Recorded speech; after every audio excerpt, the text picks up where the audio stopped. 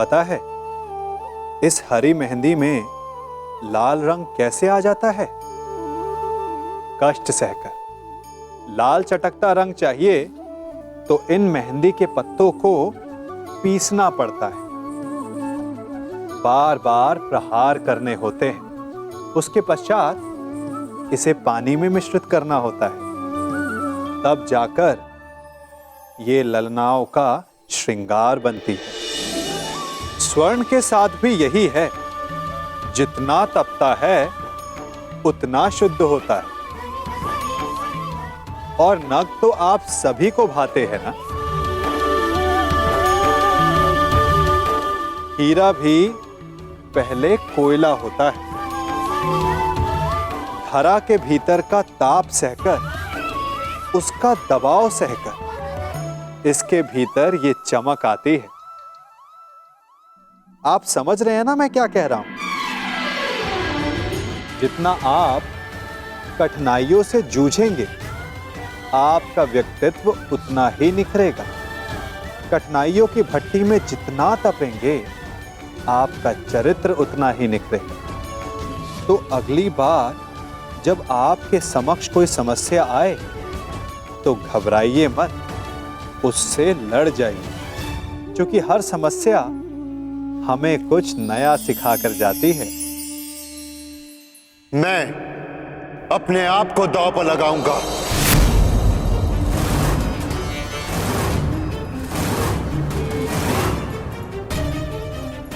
नहीं ज्येष्ठ, दांव पर मैं लगूंगा।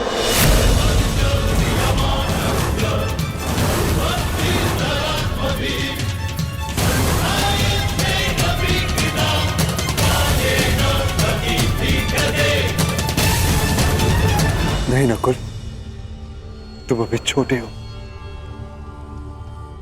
तो मुझे दांव पर लगा दीजिए भ्राताश्री।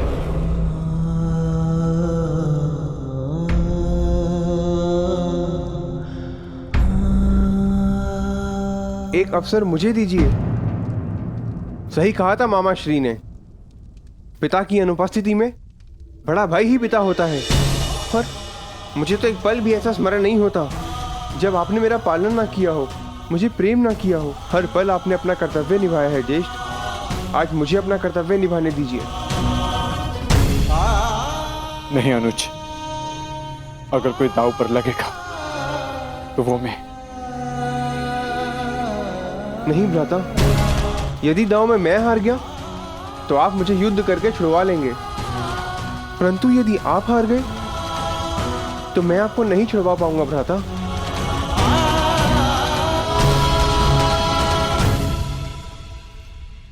मुझे दांव पर लगाइए ज्येष्ठ और जीत जाइए उस इंद्रप्रस्थ को, जो हम पांचों भाइयों की पहचान है।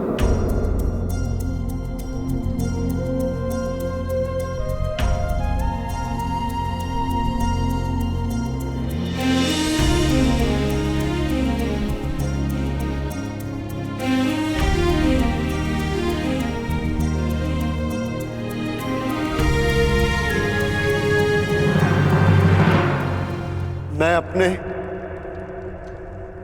अनुज नकुल को दांव पर लगाऊंगा।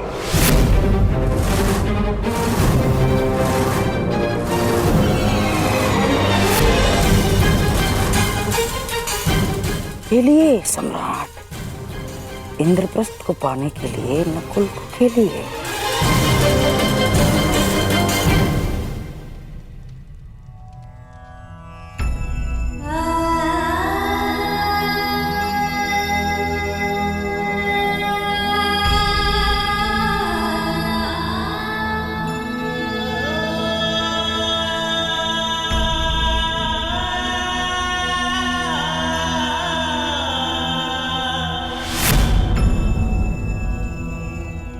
तो बोलिए सम्राट, अब एक और है नकुल और दूसरी ओर दुर्योधन ने जीती हुई सारी संपत्ति। इंद्रप्रस्थ समेत। अब बात आपके मान सम्मान और संपत्ति की है, तो पहला पासा आप ही खेलेंगे।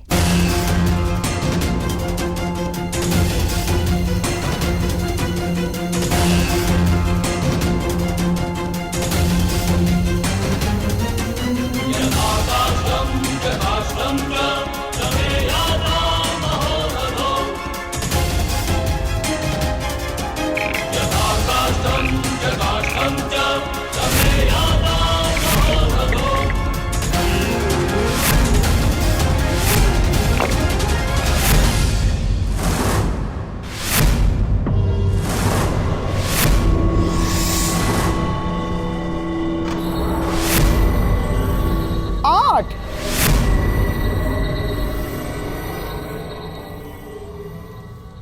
अब देखते हैं कि मेरे दुर्योधन के भाग्य में क्या लिखा है।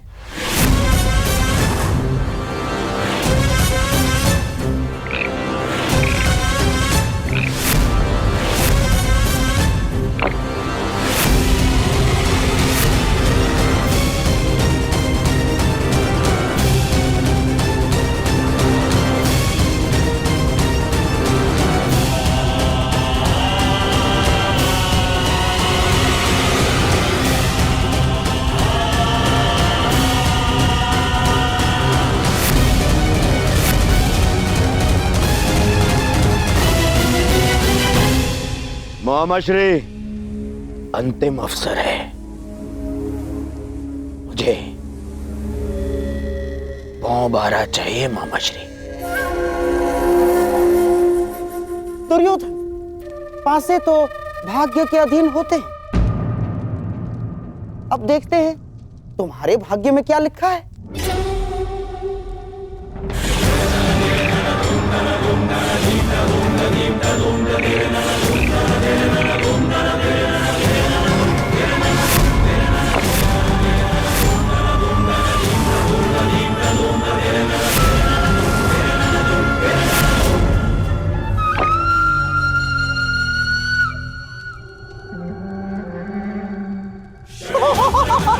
पौ-12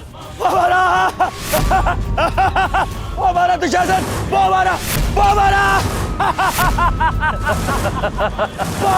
सीधे पौ-12।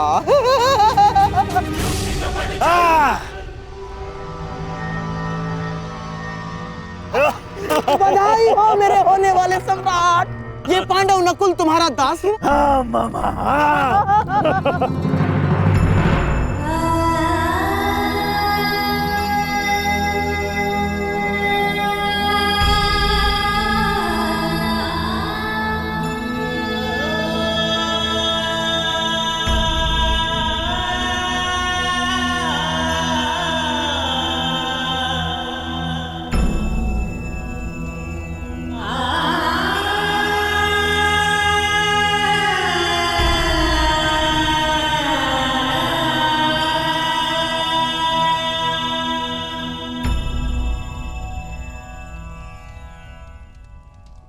नहीं ज्येष्ठ, मेरे गर्व के पल को यूं अपने आंसुओं में मत बहने दीजिए।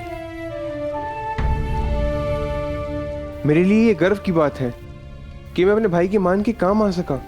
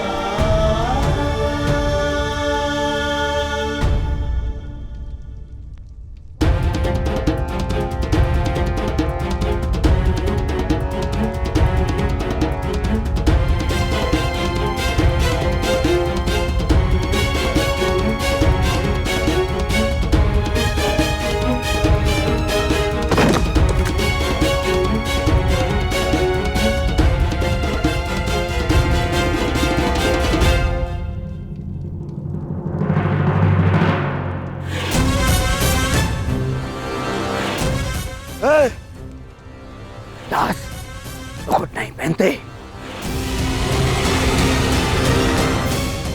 निकाल इसको।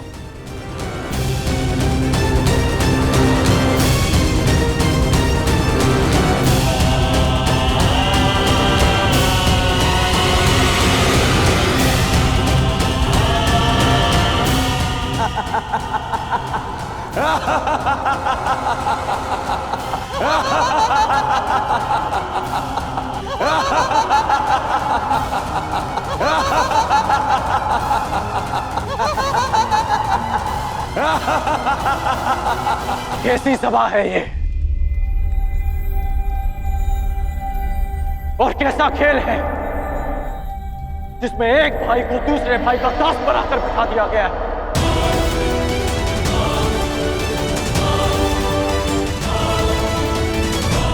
तुम्हारे इस प्रश्न का उत्तर यदि यहाँ किसी के पास है तो केवल सम्राट युधिष्ठिर के पास है अंगराज।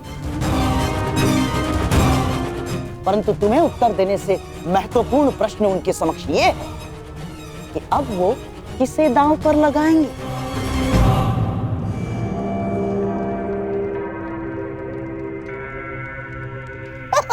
समझ गए अंगराज?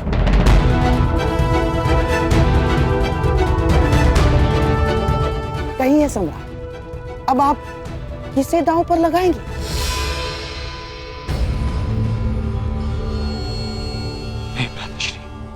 नहीं ज्येष्ठ, अब और नहीं। सोच लीजिए सम्राट, एक और दांव। यदि आप जीते तो ये हारी हुई संपत्ति सारी आपकी और आपका ये भाई दास नकुल भी। निर्णय आप पर है।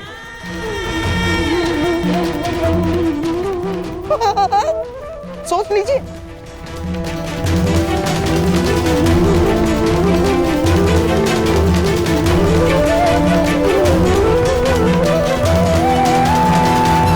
मैं दांव पे लगता हूं।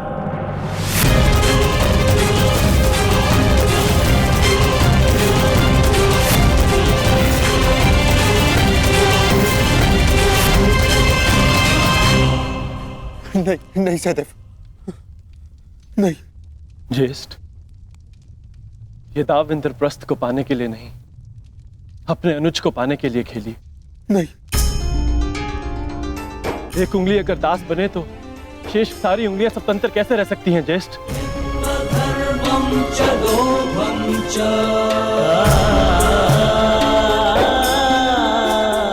मुझे विश्वास है कि आप मुझे अवश्य जीत लेंगे और नकुल को भी।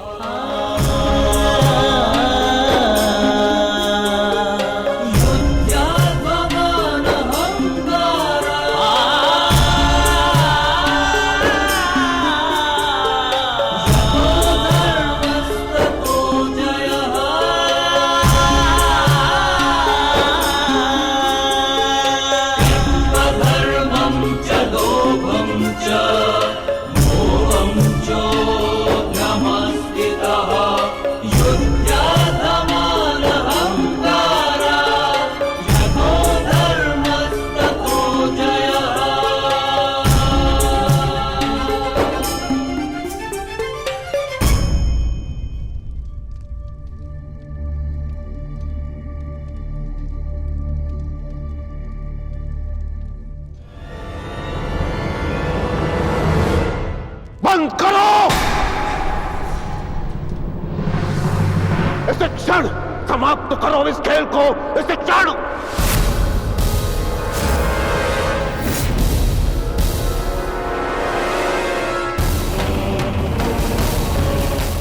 कैसा दुर्भाग्य जुड़ गया है हस्तिनापुर के साथ, कैसा दुर्भाग्य! अरे कुरुवंश के 2 राजकुमार, उन्हीं का भाई उन्हें उनका दास बना रहा है। अरे क्या ये वही कुरुवंश है जो अपने भाई के अधिकार के लिए महामहिम अभी तक जीवित है? क्या ये वही कुरुवंश है जहां महाराज पांडु अपने राज्य, अपने पुत्रों को अपने भाई के विश्वास पर छोड़कर चले गए थे? आचार्य, नियम ये है कि कोई भी इस द्यूत को रोक नहीं सकता। सम्राट नियमों से बंधे हुए हैं, महामहिम भी नियमों से बंधे हुए हैं, परंतु मैं नहीं दुर्योधन। मैं मैं तुम्हारा गुरु द्रोण हूं और मैं तुम्हें आदेश देता हूं कि अभी से क्षण इस खेल को बंद कर दो। आप अपनी शिक्षा का मूल्य, अपनी गुरु दक्षिणा ले चुके।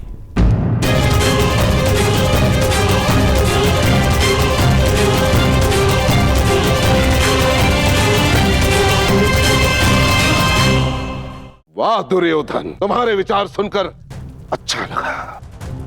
अब गुरु वंश में गुरु की शिक्षा मूल्य से चुकाई जाएगी। यहां उपस्थित सभी सभासद सुन ले, यदि एक चौसर इस क्षण बंद न हुई तो परशुराम शिष्य द्रोण के बाणों को कोई नहीं रोक पाएगा, कोई भी नहीं।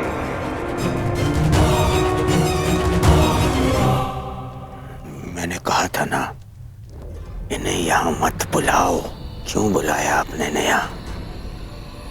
बन गए ना ये यहाँ पे बाधा। तुम भूल रहे हो दुर्योधन, इस बाधा के उपचार को भी मैंने साथ ही में आमंत्रित किया है।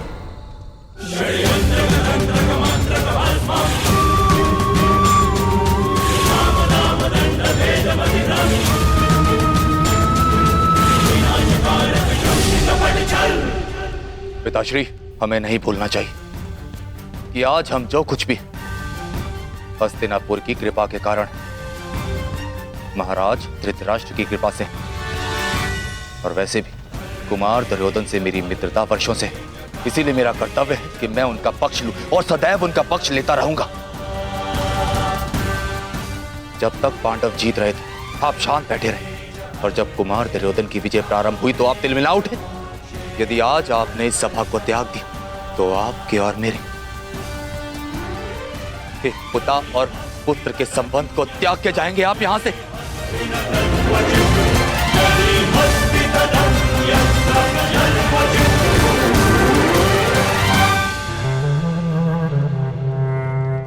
आचार्य द्रोण, अब आप इस सभा में रुके हैं अपनी इच्छा से, अर्थात अब आप इस सभा के सभासद हैं और नियम अनुसार सभा के समाप्त होने तक आप नहीं उठेंगे, अन्यथा आप दंड के पात्र होंगे।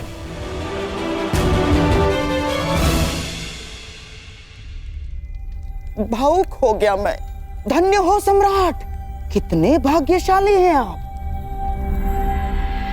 तो सम्राट, क्या आपके भाग्य को एक अवसर देंगे? दांव पर लगाएंगे सहदेव को?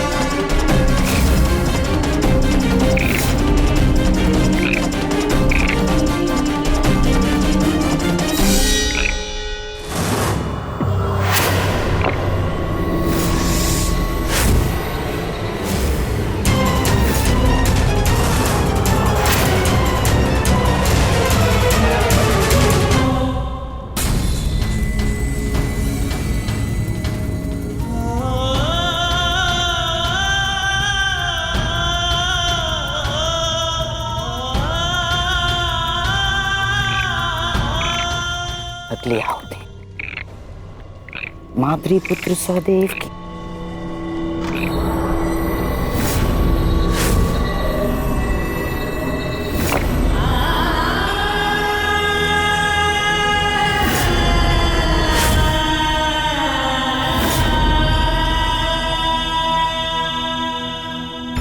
महारानी, सम्राट नकुल सहदेव को हार चुके हैं।